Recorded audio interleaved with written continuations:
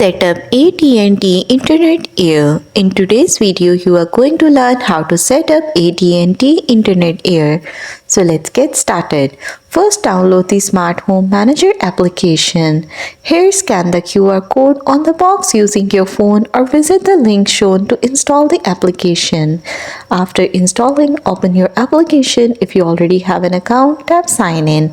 If not, tap Setup Equipment and scan the QR code located on the bottom of your All-Fi hub. Now follow the setup steps.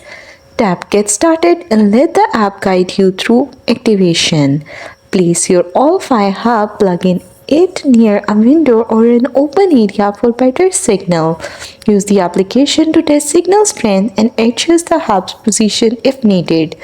At last, connect your devices. Use the Wi-Fi name and password shown in the application to connect your phones, laptops, and other devices. A green light means strong signal. If the light turns yellow or red, try repositioning the hub for better performance. And that's all. That's how you will be able to set up your AT&T Internet Air.